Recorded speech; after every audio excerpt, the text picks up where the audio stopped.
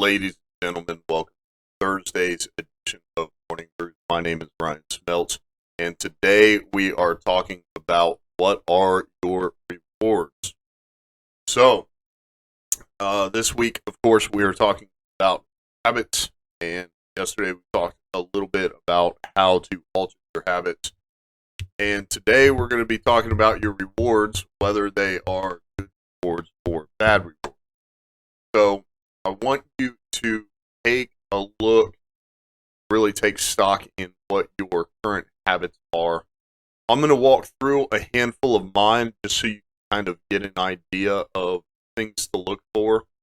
But for example, one of my habits is when I wake up, I hit the snooze button. I don't want you to get it twisted. My number one concern is that I'm going to fall back asleep, and I want to make sure if I do, or maybe I do get up and go to the bathroom and I lose track of time or whatever the case may be, just to try to keep myself on schedule, I hit the snooze button, so maybe that alarm goes off again, I can move on to whatever task. So I get out of bed as soon as my alarm goes off, but I still hit the snooze button. So out of preference and kind of eliminating that second alarm after 10 minutes, regardless of where I am or what I'm doing, I would like to stop hitting the snooze button that one time every single morning. I would like to get to a point where I can turn that feature off and not really have to worry about it. So it's almost like this nagging feeling in the back of my head, like I'm gonna wake up at the alarm and then go back to sleep and not wake back up sleep. So getting rid of that nagging feeling in the back of my head and focusing on popping up right when my alarm goes off, kind of alter that habit of hitting the snooze button first thing in the morning. That would be great for me. Another habit I have, a little bit more on the positive side, is the first thing I do when I wake up, the traditional military style shit shower and shave, and I head straight to the gym.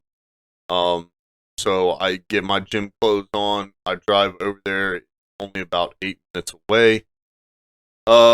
Usually try to do at least 30 minutes of cardio, maybe a little of something else. I try not to be at the gym any longer than 1 hour. I usually get there by about 4:30, and I want to be leaving by 5. So sometimes, depending on how many transitions I do between machines, it could take me a little longer to be able to accomplish my goals, but like I said, I try to stay there about an hour and then head straight home. So all in all, that's a positive habit that I have. I think one thing I am doing is as I leave the gym, I'm keeping in the front of my mind the fact that I just did something most of the world doesn't.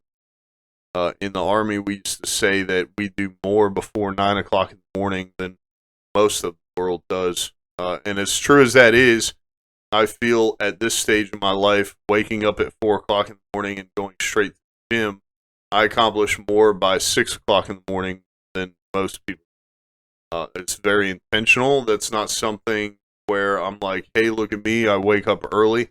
It's that usually in the morning things are more calm. It gives me time to read, reflect, listen to my podcast, listen to maybe some Eric Thomas for motivation, organize my future episodes, and maybe take some notes and write the outlines. Just get a lot more done in the morning, sometimes evening. Obviously, I have a plan, but if the puppy is bouncing around or something else comes up, usually in the afternoon or the evening time, I may not be able to get as much done as I do. So, waking up early, going straight to the gym, two really positive habits. Hitting the snooze button, not such a great habit.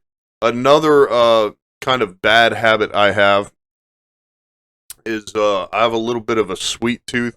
I wouldn't say that I'm sitting here eating loads of candy and junk food all the time. I do stick to a pretty routine breakfast. Lunch is usually leftovers from a very well cooked meal the night before.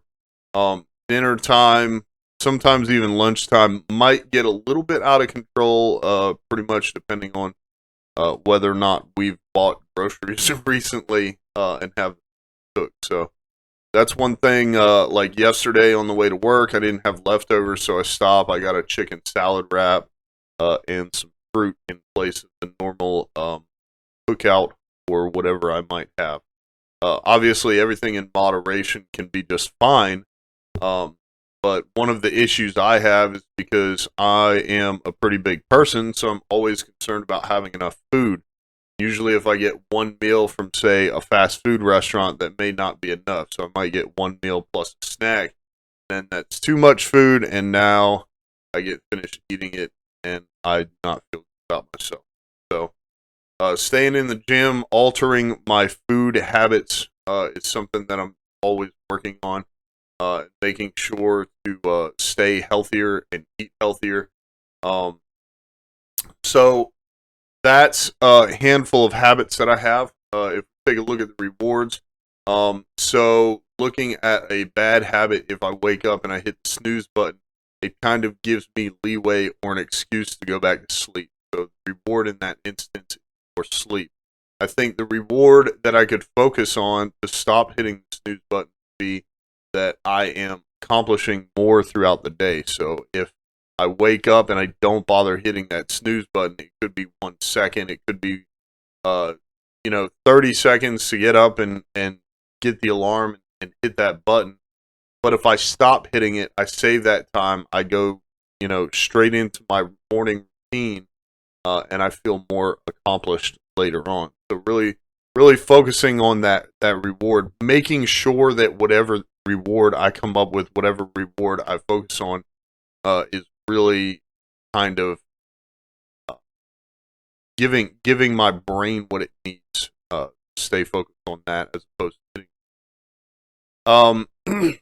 so that would be a better reward right now. The bad reward there is, if I do choose to go back to sleep, then I get a little extra sleep. Bad reward is I have somewhat of a safety net that maybe I don't necessarily need. So if we take a look at the gym, the obvious good reward there. Now, I want you to think in terms of rewards, like what your brain needs to release those chemicals, because people think that going to the gym, a good reward is you're healthier or you look better, and that's not necessarily a reward because you're not giving your brain what you need. So, just being healthier, of course, that makes you feel good. Those are both positive aspects of going to the gym, but that's not the reward for your brain that we're talking about here.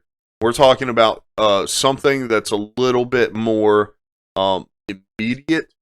That sense of accomplishment, that thing I talk about, walking out of the gym and saying, I just did what most people don't do, and it instills a sense of pride. That's a little bit more of a good reward than someone saying, oh, you look good, you're in shape, you work out. Those types of rewards are nice, but if someone says that to you after you've been going to the gym for 3 months, that's not enough. You're always giving yourself a reward whether you know it or not. But if you go to the gym and you go across the street to Dunkin' Donuts and have a donut, then that's a little bit more of a bad reward. That instills more of a bad habit followed by a good habit. Whereas if you go to the gym and you're walking out and you're saying, oh, I feel really good about this, and then maybe you stop and get a green tea on the way home, or you're telling yourself, I just accomplished something that most people don't accomplish, then those are better rewards, and it helps your brain release those chemicals. So I'm not saying that being healthy can't be viewed as some type of reward. That is definitely advantageous, but it is much more rewarding to get. It's whatever you get or give yourself on, every time there's that cue of finishing your workout that really constitutes sport. So be sure to take stock of your habits, learn what your good habits are, your bad habits, good rewards and bad rewards. Make sure you focus on the positive ones. Be sure to check out that episode. I hope this has been of value. If it has, if you like the theme of habits this week, if you haven't checked out the first few episodes, then be sure to go back and listen to those. Leave us a 5-star review. Make sure you subscribe wherever you listen to podcasts. In case you're unaware, you can now get the podcast on Facebook as well. Facebook just rolled that feature out probably a couple months ago, so that's pretty exciting. Or, of course, you can always watch the video on Facebook, Watch, Spotify, or YouTube as well. Make sure you tell your friends to subscribe. That is how we get the word out. My name is Ryan Smeltz. This is Morning Brews, and I will see you on tomorrow's episode.